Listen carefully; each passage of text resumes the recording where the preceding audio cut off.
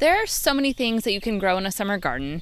And the great thing is, if you live in an area like Zone 9 that has a long growing season, you have plenty of time to plant. So if you haven't planted your garden yet, don't worry, you have plenty of time. And in today's show, I'm going to be sharing all of the things that I planted in my garden recently and all of the things that I plan on still growing this year so that you can take some inspiration and also learn a few planting tips along the way. Hey there, I'm Audrey Crawford and I am a California gardener in Zone 9. I teach you the tried and true methods of gardening in our climate and break down complicated gardening advice into simple and actionable steps so that you can take action and grow your best garden yet this season. This is the Audrey's Little Farm Show. Alright, so today is just a really fun episode because I just recently got my summer garden planted and I have a few things still on my list of things to still get in the ground. And I just want to share everything that I am growing right now so that you can take some inspiration to your own garden and then learn a few planting tips along the way. So to start off, if you are tuning in for the first time, I am in the Central Valley of California, so that applies, a bit to planting times and crops that we can grow and whatnot. And we're Zone 9. So if you are in Zone 9, no matter what state you are, you could take this planting advice to your own state. But if you're in the Central Valley of California as well, then this will really apply for you. So I'm going to go over all of the different crops that I just recently planted, a few things that were already growing in my garden, and then some things that I'm still planning on planting sometime throughout the next month of May. So far what I have growing are beans, cucumbers, tomatoes, tomatillos, peppers, squash, basil, lettuce, and artichokes. That's what's growing right now out in the vegetable garden area. And then I actually have a specific bed near the house that is all herbs, and in that garden bed I have rosemary, mint, oregano, basil, and thyme. And as the season goes on, I'll probably add a few more herbs to that garden bed. But what's really neat about that bed specifically is it was an Ollie Gardens raised bed, which is a great company to buy from if you're looking for a raised bed this year. I'll link to their company below. They have really great raised beds, but it's nice to have an herb bed right next to the house. So where we are, our house is about 100 yards from the vegetable garden. And even though that's not really that far, when it comes to cooking in the evenings, if the herbs aren't right outside my kitchen door, I tend to not use them. So I set up the Ollie Gardens raised bed right outside the front door, and so when it comes time to cooking, I can just walk right out there, clip some fresh herbs, and then I tend to use them a lot more often. So I encourage you to put some herbs either in pots or a raised bed right next to your house if your garden area is a little bit away from your house. Vegetables, it kind of takes a little bit more preparing, so you usually know what you're going to use ahead of time, and it's not a big deal to harvest that morning, or even, you might harvest the day before and put the stuff in your fridge or on the counter or wherever. But herbs tend to be best when you just pick them, right before you use them. You can always stick fresh herbs in water, and there's, various ways to store your fresh herbs, but I tend to use them when I can just pick them right before we cook. So that was kind of a little side tangent, but I do have an herb bed, and it's really nice right now because the herbs are finally starting to grow, and as the weather started warming up, a lot of these herbs really started taking off. So if you aren't aware, there are a lot of herbs that actually prefer cooler temperatures, like cilantro and dill and parsley. Those herbs are going to grow better in the cooler temperatures, and they're going to bolt and not grow quite as well in the hot weather. But then there's other herbs like rosemary, mint, oregano, thyme that will withstand cold and hot temperatures. So they're great year-round herbs. Once you put them out in the garden, you don't ever have to plant them again, whereas certain herbs are annuals, so like your dill and your cilantro, you want to plant every season or all throughout the year and harvest frequently. But then there's lots of herbs that are perennials and they come back every year. And so with herbs, cilantro, for example, a lot of people want to have it in the summertime because it goes along with all the great summer veggies. So you want to, when you want to make fresh salsa, it's nice to throw cilantro in there. And all these things that require cilantro are typically summer meals. But cilantro doesn't do very well in the heat. So the trick to growing cilantro in the summertime is to plant it directly by seed often. So sow cilantro seeds out in the garden wherever you have room, which doesn't take much space. You can put it in between plants. You can put it in the corners. It does really well if it can get some afternoon shade especially. And you want to just plant seeds every week to every other week. And then as soon as the cilantro is about 4 to 6 inches tall, be sure to harvest it and harvest frequently and then just keep reseeding. And that is the way that you're going to extend your harvest all throughout the season. If you just plant it once and let the plant grow up big and tall, it's just going to bolt and head to seed. So that's a trick with your cilantro. However, in the colder months, I only planted cilantro once this year, and I planted it in October, and it grew wonderfully all winter long, all the way to about February, and then the weather started warming up just a bit, and then it started to bolt. So I had just the same cilantro plant from October to February. However, starting now in springtime, I'm going to reseed my cilantro every week to every other week so that I can continue those harvests. But let's get back to the vegetables. We kind of went on a tangent of herbs, which I just love herbs, and they're just such an easy thing to get started with, and they're usually pretty drought tolerant also. So I just love talking about herbs because it's a great plant to get started with, especially if you don't have much time or you just want something simple. Start with some herbs. However, I love summertime because there are so many wonderful summer veggies that you can grow. And so one of the first ones that I mentioned was beans. So I grew a few different varieties. I grew some cowpeas, I grew some contender bush beans, and I also have a pole type variety. And so the pole beans I haven't planted yet, but I'm going to plant them along a trellis because pole beans want to grow up a trellis, and bush beans just grow into a bush, just like their name implies. So bush beans are really productive, but they don't have as long of a growing season. So you should reseed them, every few weeks if you want to have a long harvest of green beans. But if you just want one, quick harvest, you can just plant one crop of bush beans early in the season and then, don't plant any more there on out. But what I usually do is I plant bush beans and pole beans because the pole beans take a little bit longer to mature, but they give you a longer harvest period. So having both is really, really great. And then I'll replant my bush beans a few times throughout the summer to have some spaced out harvests. And then as it comes to my cucumbers, I have quite a few different varieties this year. So as I go through all the veggies, I'm not going to name off all the varieties because there's so many. But if you do want to know all the different varieties that I grew this year, I'll try to link to most of the names below. There's a few pepper varieties that I'll have to go out to the garden actually and check. So I'll try to include everything in the show notes as far as varieties go. I'll just give you a general overview of some of the different favorites that I planted, and then of course planting tips for each of the various veggies. So for the cucumbers, they should be, which I actually forgot to mention, so beans should be directly sown by seed. It is pretty common to find started seedlings at the nursery, but you are going to have much better success if you just directly sow your beans right out in the garden. I planted mine, and I believe within 5 days they were already germinated, and now they're about 4 inches tall. And I think I planted them a week ago at the time of recording this. They germinated within 4 to 5 days, and they've just been taking off. So directly sow them by seed because they don't like their roots disturbed. And then with cucumbers, same thing. I recommend directly sowing them by seed. And of course, if you're listening to this and you live in an area with a really short growing season, then you will have different planting methods that work better for you in your area.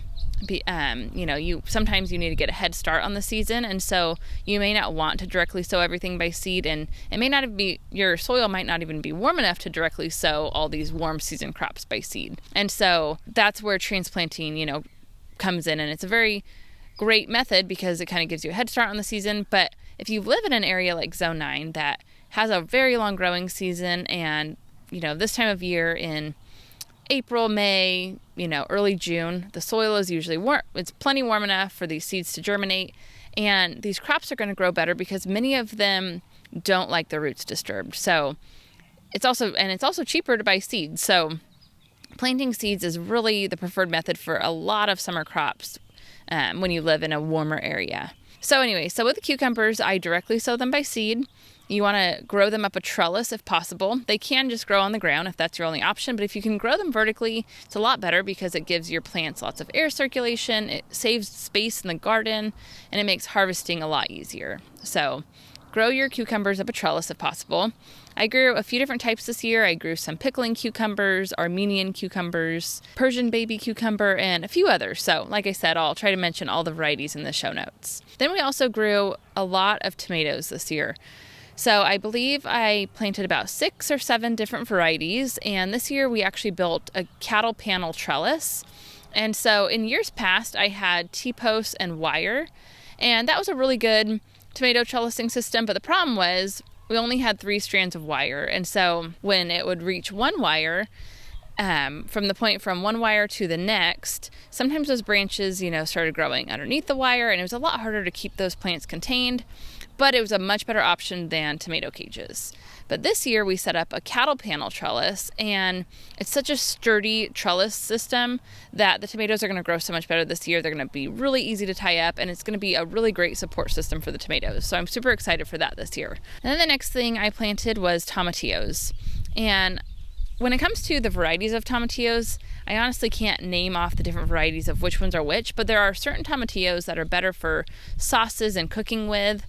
And then there's other tomatillos that are better for other things. And when I was at my local nursery, actually, one of the ladies that worked there, she gave me some really great tips on which tomatillos were which. And so I got the tomatillos that were better for cooking with and making sauces and salsas and things like that. And so I actually bought them as transplants, but they also do great if you just plant them by seed. So you can do either one. However, with the tomatillos, what's really cool is that they are very similar to a tomato plant. And when you bury the stem, the entire stem that's buried will grow roots, and that will produce a really strong, healthy plant. So if you are planting your tomatillos as a transplant, you can bury the stem deep, and the entire buried stem will grow roots. So that's a tip for your tomatillos. And they also will do well if they're grown along a trellis. If you don't trellis them, the plants are just going to fall over and sprawl all along the ground. And so you'll have much healthier plants if you can give them a trellis of some kind. And then the next thing I grew was peppers. And we have a ton of peppers this year. So I have one entire garden bed all with sweet pepper varieties. And then I have another garden bed with all the hot pepper varieties. And you don't have to separate them, but peppers do tend to cross-pollinate. And so lots of times when you have your hot peppers next to your sweet peppers, you'll pick sweet peppers that are hot. And so I kept them separate, and that doesn't necessarily guarantee that they won't cross-pollinate, but it lessens the chance. So if you can separate your peppers out, that's kind of beneficial if you don't want to end up with those accidental hot peppers that should be sweet.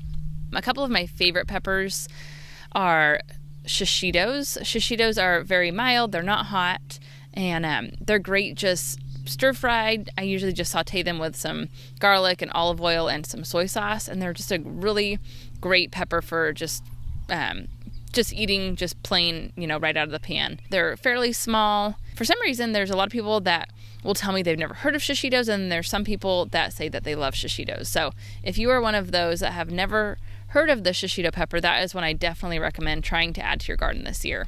And I love all the hot peppers. I love jalapenos and serranos for making salsas with. I even love to just cook them on the Blackstone and just cook them until they're really soft and tender. They're great that way. And then I have a few other sweet peppers that are great for stuffing. We love to make stuffed peppers with cream cheese and bacon.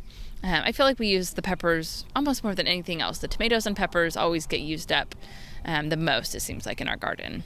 And then I planted a lot of squash, but what I didn't do was plant a lot of each squash plant. So I got a lot of different varieties, but I only did one of each plant. So in years past, I always go overboard with just one variety. For example, I usually will plant way too many zucchini plants, and before I know it, I'm sick of zucchini. I have way more than I can possibly use, and we end up having so much we just wear ourselves out on that one type of squash. So this year I did zucchini, I did yellow crookneck, butternut, spaghetti, acorn squash, delicata, and patty pan squash. What else did we do? I think there's a couple others, but my point is we just did a little bit of a lot of different kinds so that we're not burnt out on just one type of squash. And squash is another one that I recommend directly sowing by seed. You can plant it as a transplant, but it doesn't like its roots disturbed, and the plants germinate so quickly, and when the weather's warm, the plants grow really fast, and so you're going to have really great success if you just directly sow the seeds right out in the garden. And then I have sweet basil planted all throughout the vegetable garden. It's just a great companion plant, and it just fits well in between lots of different plants. So I have sweet basil all throughout the vegetable garden area. And then I also did a bed of lettuce. And the thing with the lettuce is that lettuce is a cool season crop, but if you reseed it often, just like how I mentioned earlier with the cilantro, if you seed it often and harvest it frequently, especially when the lettuce is still young, only a few inches tall, you can continue getting a harvest all throughout the summer before the plants bolt and head to seed. if you let the plants fully mature, they're going to bolt once the weather starts warming up. There are some more heat tolerant lettuce varieties, and you'll probably have better luck with those. But if you want to grow lots of different kinds of lettuce, then I recommend just reseeding it often and always having new fresh lettuce coming up, and then harvest the existing lettuce frequently. So I have one whole bed of lettuce where I planted a couple rows, and then as those start growing, I'm going to plant another couple rows, and I'm going to just keep a rotation going all throughout the summer as long as I can to keep getting fresh greens. And then I have artichokes that I actually planted 3 years ago. This is my third season with them. And 3 years ago, I planted them in the springtime, and I believe that I got a harvest that same year. But now that those plants are a few years old, they usually start producing artichokes in late February to early March, and I still have a ton of artichokes, but what I'm noticing is now that the weather's warming up, the artichokes are starting to flower out. So you want to make sure you harvest them before the weather gets too warm. So the ideal time for artichokes is before the weather really gets too warm, but they don't produce artichokes until it starts warming up just a bit. So if you've never grown artichokes, one plant can get huge. I think my plants right now are about 5 feet wide and 5 to 6 feet tall. They are absolutely huge artichoke plants. And they're really neat because they come back every year. In the fall, I just chop the plants down to the ground and just keep the crown of the artichoke plant in the ground. You can put some mulch over it and just protect it over the winter months. And then the plants will start growing back, and in early spring, you'll get artichokes. And they just keep doing that season and season again. And so they're a really fun one to have. The other thing I planted is lots of different flowers throughout my vegetable garden. So I have some alyssum all throughout the various garden beds, and that's a great flower for attracting pollinators, and it's also just really easy to grow. I planted some alyssum in a flower bed by the house this last spring, I believe. It was, about a year ago, and it grew all winter long, and it came back this spring, and it's beautiful again. I never had to replant, and it survived the winter. It pretty much is in bloom all year long. So if you want just a great, easy flower to put out in your garden to attract some pollinators and add some beauty to your vegetable garden, I definitely recommend some sweet alyssum. I also planted marigold seeds all throughout the different garden beds and down my long rows. First of all, it just makes it pretty. I like to have some flowers out there, but the marigolds are great for deterring pests and attracting some pollinators and beneficial insects to your garden. So what's funny actually about the marigolds, and actually lots of flowers and various herbs for that matter, is that the more research I do on it, there's some debate on whether or not the flowers actually deter bad bugs. But what they are proven to do is attract beneficial insects that will help control the bad bug population. So I can't say for a fact whether or not the marigolds deter bad bugs, but I do know for a fact that they bring in good bugs that will eat your bad bugs. So, the more plants you can add to your garden to attract ladybugs and all of the different beneficial insects, the better your garden will be. I haven't sprayed a pesticide in over 3 years, and the last 2 garden seasons I have not had any pest problems. But what I do is I plant lots of flowers and herbs all throughout my vegetable garden, and that really, really helps keep your bad bug population down. So that is about it when it comes to all of the things that I'm growing. There are actually a few more things that I haven't planted yet that I plan on planting. So I plan on adding some corn. I typically don't grow corn, but I do have a packet of seeds, and I just want to plant the seeds before the seeds go bad.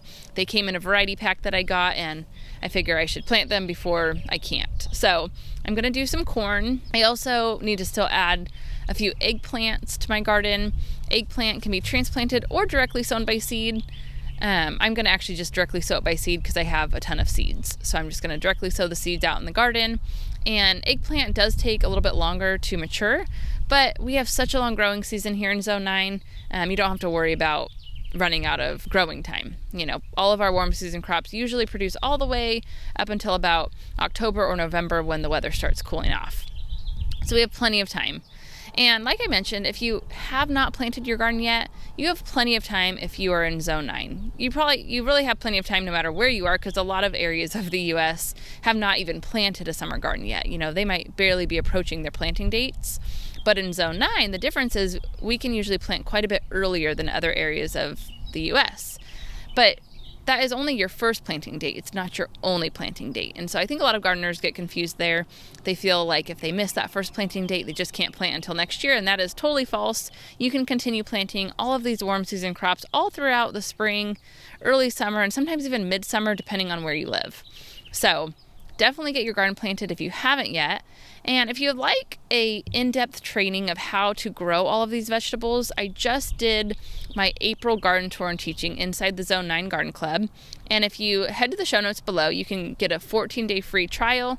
Every month we do trainings in there. I give you a monthly planting calendar and a monthly garden tour and teaching. Plus you have a ton of other resources that you can dive into about gardening and raising chickens, and there's all kinds of great resources in the membership. But the Zone 9 Garden Club specifically is just one of the signature programs inside the membership where I do Zone 9 specific teaching. So that is in the membership if you guys would like to check that out. So just head to the show notes for all of the links that I mentioned. And I just want to thank you again for listening to this episode of the Audrey's Little Farm Show. I would really appreciate if you could leave a review. It helps other gardeners find this show. And at the time of recording this, we are still a pretty new podcast. And so the more reviews that we can get, the more people that can find this show. So for more information and to also get a free planting schedule that I've created for you, head to the show notes along with and you can find all of the links. There's quite a few down there. You have the Zone 9 Garden Club link, the free planting schedule. I'll link to the Ollie Gardens raised bed that I mentioned, and all the different plant varieties that I grew this year. So head to the show notes, and I will see you in the next episode.